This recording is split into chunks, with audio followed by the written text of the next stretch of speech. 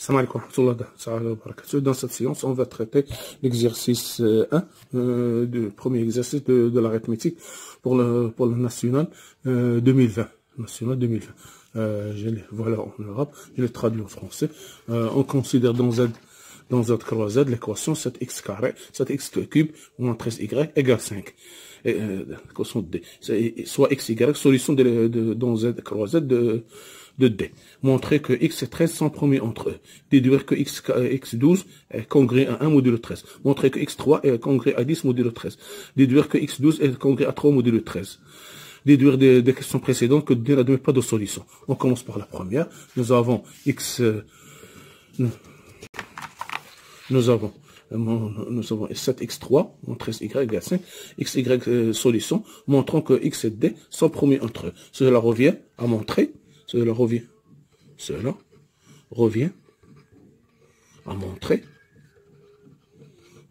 que PGCD de 13x égale 1. Deux nombres sont premiers entre eux, c'est leur PGCD égale 1. On pose que D égale PGCD de x13. Voilà. Donc, D divise x et D divise 13. Voilà. Ceci implique que D divise, c'est D divise x. Alors, elle divise 7x3. Et D divise 13. Alors, elle divise 13y. Cela implique que D divise toute combinaison de ces deux nombres. Donc, D divise 7x3 moins 13y. Cela équivalent à quoi? À D, par définition, c'est pour donner, divise 5. Voilà. Donc, D appartient à l'ensemble des diviseurs de 5, qui sont 1 et 5. D 1 et 5. Voilà, 1 et 5. C'est-à-dire, D, soit D égale 1, ou bien D égale 5. 1 divise 7, divise x. Et 1 divise 13. Mais 5 ne divise pas 13. Car 5 et 13, PGCD égale 1. Donc, conclusion, D égale 1. PGCD, c'est équivalent à PGCD de x13 égale 1. Voilà. Tout simplement. Petit b. Déduire que x à la puissance 12 est congrès à 1 modulo 13. Voilà. D'après, je vous rappelle, théorème de Fermat. Disons, x, AA et P. Deux entiers. Si A et P sont premiers entre eux, alors on a A à la puissance P moins 1 est congrès à 1 modulo P. Voilà. Ici, on a PGCD de x13 égale 1. D'après question précédente.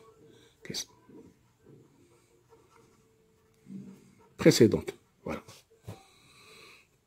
C'est équivalent. Donc, théorème de Fermat nous donne que x à la puissance 13 moins 1 égale à 1 modulo 13.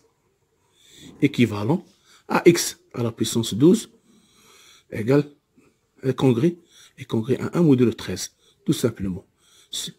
Application simple de théorème de Fermat. Voilà.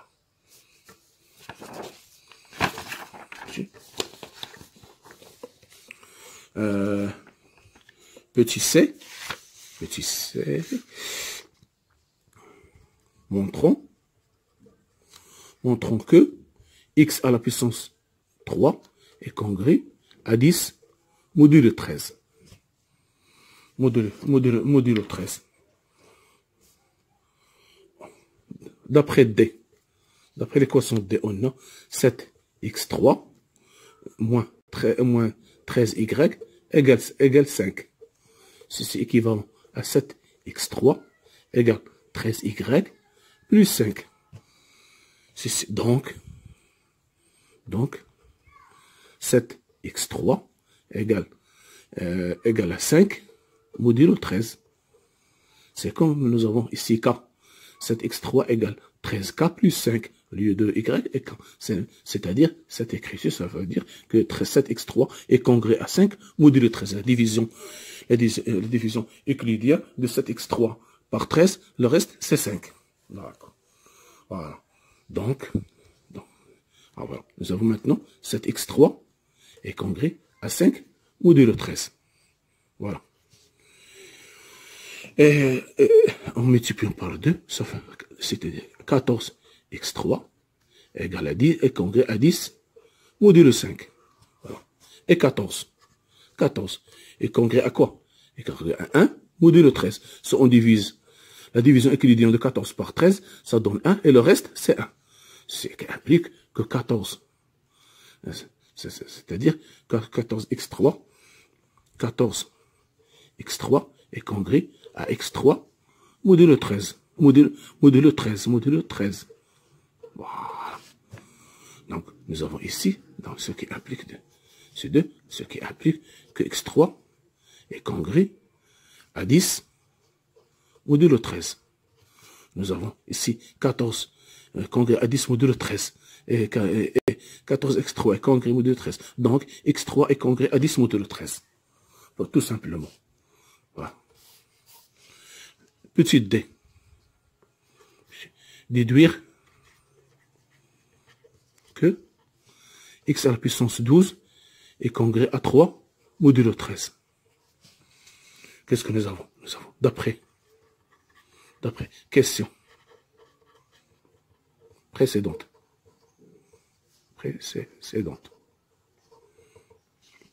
que x3 est congrès à 10 modulo 13. Qui implique que x3 au carré est congrès à 10 au carré, on les enlève au carré, est congrès à 13 modulo 13. C'est-à-dire, d'après la propriété des puissances, x à la puissance 6 est congrès à 100 modulo 13. Ceci est équivalent à x6 est congrès. 100 pas divisé par 13, ça donne 9, et là, ça donne 80, ça 13, ça reste 9, la division, ça la division par 13, 100 par 13, 7, il reste 9. Le congrès à 9 modulo 13. 9 modulo 13. Voilà. Si on retranche ici de 9, x à la puissance 6, c'est la même chose que 9, c'est 13, 9 moins 13. 9 est congrès, on retranche de 9 moins 13, ça donne moins 4. Moins 4 modulo 13. C'est la même chose. On ajoute, on retranche 13, c'est la même chose. D'accord? Ici, on lève au carré, ça donne x à la puissance 6 au carré, est congrès à moins 4 au carré à la puissance 13.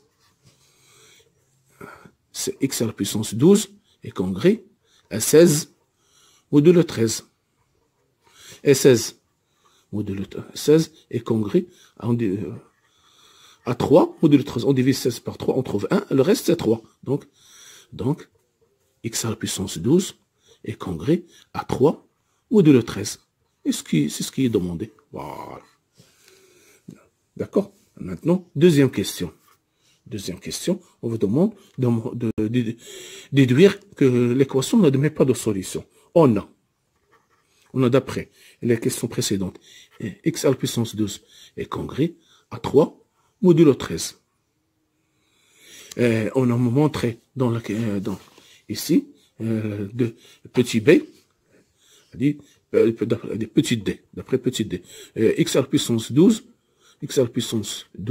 est congrès à 3, x à la puissance 2 est congrès à 1 modulo 13. Petit b. Voilà. x à la puissance 2 après de petit d. Nous avons x à la puissance 12 est congrès à 3 modulo 13. Et petit b que nous avons montré, nous avons x à la puissance 12 est congrès à 1 modulo 13. C'est-à-dire, ceci, c'est-à-dire implique que 3 est congrès à 1 modulo 13. C'est ce qui n'est pas vrai. Donc, c'est ce qui n'est pas. Donc, il n'existe pas. Il n'existe pas de x qui vérifie cette condition.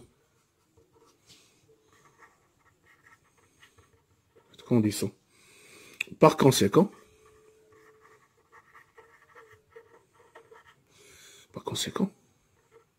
l'équation D n'admet pas de solution. N'admet pas de solution. Voilà. Donc Z croix Z. Voilà. Vous voyez bien, que ce n'est pas difficile. Ce sont des applications du cours, ainsi que les propriétés de congruence qu'il faut maîtriser. Merci de votre attention. À la prochaine chaîne avec d'autres vidéos. Soyez au rendez-vous. Merci.